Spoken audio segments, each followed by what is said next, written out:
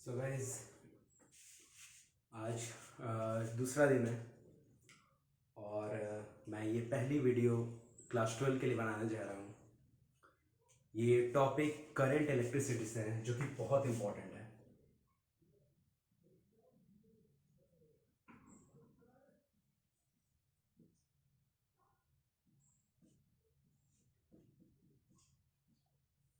इसमें मेनली आपको drift velocity के बारे में पढ़ना होगा।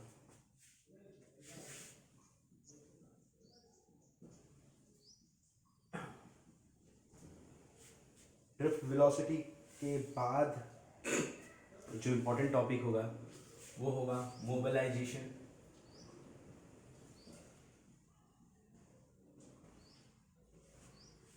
फिर आपको ओम्स लॉ के बारे में पढ़ना होगा। ये ओम्स लॉ कहाँ वैलिड है कहाँ नहीं वैलिड है उसके बारे में पढ़ना होगा। फिर गाइस उसके बाद आपको Kirchhoff's current law Kirchhoff's voltage law के बारे में पढ़ना होगा। डिफरेंट टाइप ऑफ ब्रिजेस के बारे में पढ़ने होंगे क्योंकि सर्किट का इक्वेशन जो होगा वो बहुत तरीके से बन सकता है। तो इसमें क्या क्या अप्लाई करेंगे, कुछ हम अगर हट करके जेई मेंस के टॉपिक के बारे में देखें तो हम nodal analysis, star to delta and delta to star conversation के बारे में पढ़ेंगे। तो मैं यहाँ एक एक करके टॉपिक लिख देता हूँ।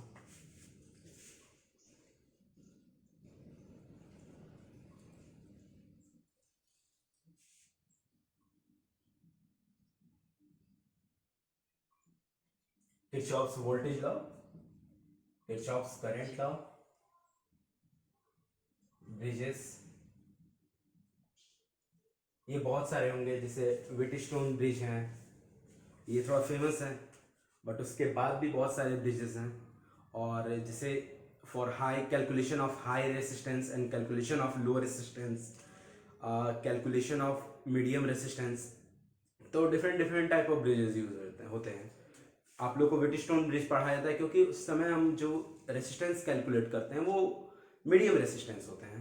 बट गाइज इसमें ये ज़रूरी नहीं है कि हर जगह व्हीटस्टोन ब्रिज ही लगा दो आप। जैसे हम आगे जा कर के पढ़ेंगे इंडक्टर और कैपेसिटर के बारे में, तो इन सबका कैलकुलेशन डिफरेंट डिफरेंट ब्रिजेस के द्वारा किया जाता है जो कि फ्रिक्वेंसी पे डिपेंड करता है। जैसे आप आगे जाके पढ़ोगे एंडरसन ब्रिज, हे ब्रिज के बारे में, तो तब तक हम बाकी देखते हैं। फिर उसके बाद हम बहुत इंपॉर्टेंट टॉपिक है पोटेंशियोमीटर के बारे में पढ़ेंगे। ये बहुत इंपॉर्टेंट टॉपिक है क्योंकि इससे क्वेश्चन आए हैं। मीटर ब्रिज,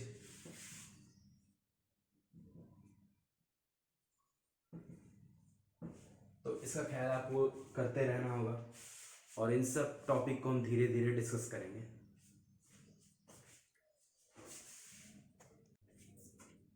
तो गाइस जब हम करंट इलेक्ट्रिसिटी के बारे में इंट्रोडक्शन पढ़ेंगे तो उसमें चार्ज के बारे में पढ़ेंगे कि चार्ज के डिफरेंट टाइप ऑफ मोशन की वजह से यही हम अलग अलग तरीके से पढ़ाई करते हैं, अलग अलग ब्रांचेस हो जाते हैं। तो फ्रेंड अगर हम थोड़ा इस चीज़ के बारे में डीपली जाएं तो हमें मालूम है कि अगर चार्ज रेस्ट पे रहता है तो ये जो हम लोग का पहला चैप्टर है उसी के बारे में है, that is called electrostatic. Guys इसी से पता चल रहा है स्टैटिक, स्टैटिक मतलब रेस्ट पोजीशन। तो इसमें यही बताया जा रहा है कि जब भी चार्ज रेस्ट में रहेगा तो वो इलेक्ट्रोस्टैटिक्स ब्रांच के बारे में हमें स्टडी करनी होगी। जब चार्ज मोशन में रहेगा, और आपको अच्छे से मालूम है कि मोशन दो टाइप के होते हैं, एक एक्सेलरेटेड एक नॉन एक्सेलरेटेड। गाइस जब वेरिएबल वेलोसिटी के साथ कोई बॉडी मूव करेगी तो एक्सेलरेशन आता है, जब कांस्टेंट वेलोसिटी के साथ कोई बॉडी मूव करती है तो एक्सेलरेशन नहीं होता है। तो इसमें भी दो पार्ट हमें पढ़ना है, एक कांस्टेंट वेलोसिटी और एक वेरिएबल वेलोसिटी। कांस्टेंट वेलोसिटी जो हमारा थर्ड चैप्टर है उसी के बारे में पढ़ाई करनी है, दैट इज करंट इलेक्ट्रिसिटी। और वेरिएबल वेलोसिटी यानी एक्सेलरेशन, तो जब भी चार्ज एक्सेलरेट होता है तो हम आगे जाकर के पता करेंगे कि इलेक्ट्रोमैग्नेटिज्म का फेनोमेनन उपलब्ध हो जाएगा आप लोग के लिए। तो इलेक्ट्रो मैग्नेटिज्म की पढ़ाई आपको करनी होगी। तो अब हम शुरू करते हैं अपना लेक्चर। तो गाइस अब हम करंट के बारे में कुछ जानकारी लेंगे। तो हमें अच्छे से मालूम है कि करंट को क्या कहते हैं। करंट का डेफिनेशन आप देखोगे तो आपने 10th क्लास में पढ़ा है कि rate of flow of charge, यानी D delta Q by delta T. Guys इसे आप आई एवरेज दे सकते हो नाम, क्योंकि आप पढ़े हुए हो एवरेज वेलोसिटी के बारे में, change in displacement by change in time. तो ठीक उसी तरह से आई एवरेज भी है change in rate of flow of charge है, तो change in charges by change in time. तो rate of flow of charge उसी को कहा जाता है कि जब चार्ज, सपोज करो ये एक कंडक्टर है और ये एक आपको क्रॉस सेक्शनल एरिया दिख रहा है। तो गाइस जब इसे सपोज करो कि डेल्टा क्यू चार्ज किसी डेल्टा टी टाइम पर पास कर रहा हो, तो वहां उसको I current, I average current से डिनोट करते हैं। इसी तरह से आपने वेलोसिटी, इंस्टेंटेनियस वेलोसिटी के बारे में पढ़ा होगा, जो कि हम D Q by D T करते हैं, क्योंकि वहां पे बहुत small amount of charge consider किया जाता है, बहुत स्मॉल टाइम के लिए।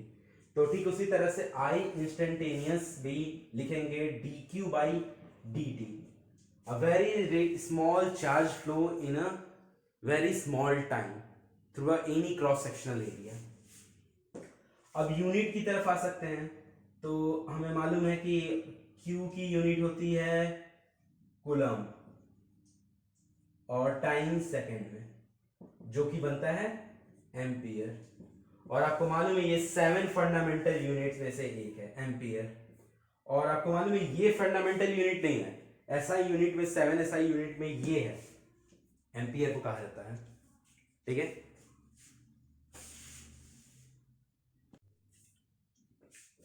गाइस अगर हम करंट के बारे में और जानेंगे तो आगे पढ़ेंगे कि करंट वेक्टर नहीं है। क्यों? क्योंकि आपको मालूम है कि स्केलर और वेक्टर में एक डिफरेंस आ जाता है डायरेक्शन का। तो करंट का खुद का डायरेक्शन नहीं होता है। तो गाइस ये अगर प्रॉपर वे में हम देखें तो सपोज करो कि यहाँ से 2 एम्पियर आ रहा है, यहाँ से 3 एम्पियर आ रहा है, और सपोज करो 60 डिग्री है और यहाँ पे आंसर 5 एम्पियर है, बट यहाँ से 2 एम्पियर आ रहा है और यहाँ से 3 एम्पियर आ रहा है और ये 90 डिग्री है, तब भी करंट 5 एम्पियर होगा, because it does not follow vector addition,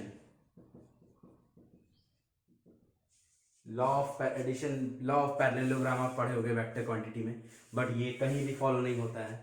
तो इसकी सीधी मीनिंग यही है कि ये स्केलर क्वांटिटी है। बट अगर आप कंफर्म देखो कि ये क्या क्वांटिटी है, अगर ऑप्शन आए कॉम्पिटिटिव एग्जाम में, तो एग्जैक्ट आंसर जो है करंट है का है वो है ये टेंसर क्वांटिटी है, TENSOR, टेंसर क्वांटिटी। गाइस ये आपको ग्रेजुएशन लेवल पे पढ़ना होगा, तो अभी हम छोड़ देते हैं। बट अगर आपको कंपटीशन में एग्जाम में ऑप्शन दिया रहा है तो फर्स्ट प्रायोरिटी आप क्या लिखना, टेंसर। अगर टेंसर ऑप्शन में ना हो तो आप दूसरी प्रायोरिटी में दे देना स्केलर क्वांटिटी। ठीक है। एक क्वेश्चन देख लेते हैं हम। सपोज करो यहां पे गाइस Q का वैल्यू दिया हुआ है 3T plus 4, 3T square plus 4T plus 5। Find I instantaneous and I average. तो आप इसको सॉल्व कर सकते हो, और आप अगर सॉल्व खुद से सॉल्व करना चाहते हो तो यहीं पे वीडियो पॉज कर लो और खुद से सॉल्व कर लो। नहीं तो अगर आपको ये कुछ डाउट हो तो वीडियो को आगे बढ़ा करके देख सकते हो। मैं इस क्वेश्चन को सॉल्व करने जा रहा हूँ। गाइस हमको मालूम है कि आई एवरेज का, आई इंस्टेंटेनियस का वैल्यू जो है वो था D Q by D T. और हाँ, यहाँ पे टाइम दिया होगा at T is equal to 4 second, और आई एवरेज कैलकुलेट करना है आपको 0 to 2 सेकेंड के बीच में, और आई इंस्टेंटेनियस जो है आपको कैलकुलेट करना है at T equal to 4 second पे। तो आई इंस्टेंटेनियस कैलकुलेट करेंगे तो इसको डिफरेंशिएट करेंगे तो आपको मालूम है 3 इंटू 2 इंटू टी प्लस 4 बचेगा after differentiating Q with respect to T, because हमको मालूम है कि I instantaneous D Q by D T होता है। तो यहां रिजल्ट होगा 60 प्लस 4। नाउ यहां पे 4 पुट करने पर आंसर आएगा 28 एम्पियर। ये आई इंस्टेंटेनियस का वैल्यू है। और आई एवरेज अगर हम देखें तो हम बिल्कुल इस वे में कैलकुलेट नहीं कर सकते हैं, क्योंकि हमें मालूम है I average is equal to delta Q by delta T, यानी Q final minus Q initial by T final minus T initial. तो गाइस क्यू फाइनल कैसे कैलकुलेट करेंगे? तो क्यू फाइनल कैलकुलेट करेंगे जो 2 सेकेंड में कैलकुलेट करना है। तो क्यू वाले इक्वेशन में हम टी की जगह 2 सेकेंड पुट करेंगे तो हमारा रिजल्ट क्या आएगा? 4 into 2 plus 5 which is equal to 25। और क्यू इनिशियल, गाइज यहाँ पे हमें इनिशियल टाइम मालूम है 0 सेकेंड है, तो यहाँ पे हम टी की जगह 0 पुट करेंगे तो हमारा क्यू रिजल्ट आएगा 3 into 0 plus 4 into 0 plus 5 which is equal to 5। तो हम यहाँ आंसर लिख सकते हैं 25 minus 5 divided by 2 minus 0 which is equal to 20 by 2 10 ampere. तो गाइज आप देख सकते हो कि डिफरेंस 28 एम्पियर और 10 एम्पियर का डिफरेंस दिखाया जा रहा है। तो बिल्कुल अलग अलग वे है कैलकुलेट करने का, अलग अलग टाइम पे दिया रहेगा। एट एनी इंस्टेंट कैलकुलेट हो रहा है और ये बिटवीन टू टाइम कैलकुलेट हो रहा है। तो आप इसको बिल्कुल ख्याल रखना और न्यूमेरिकल बनाने के टाइम पर आप केयरफुल रहना। Thank you guys. ये दूसरा क्वेश्चन है। यहाँ पे करंट दिया हुआ है टी के फॉर्म में, I is equal to T square minus 2, और हमें चार्ज पता लगाना है through a cross sectional area between time 0 to 3 second. तो I is equal to T square minus 2 दिया हुआ है। हमें मालूम है कि I इज इक्वल टू क्या होता है? D Q by D T which is equal to T square minus 2।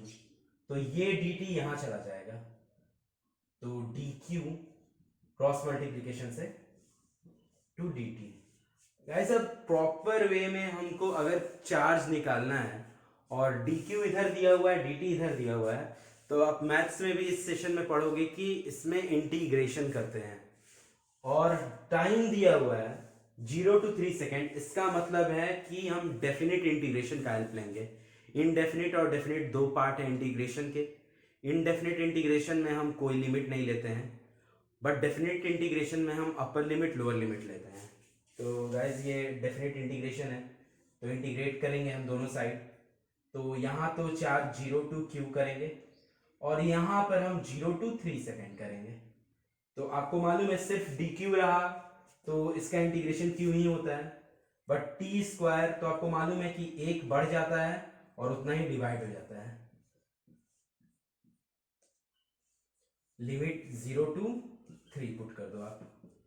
अब आप 3 यहाँ पे अपर लिमिट पुट करो माइनस लोअर लिमिट, तो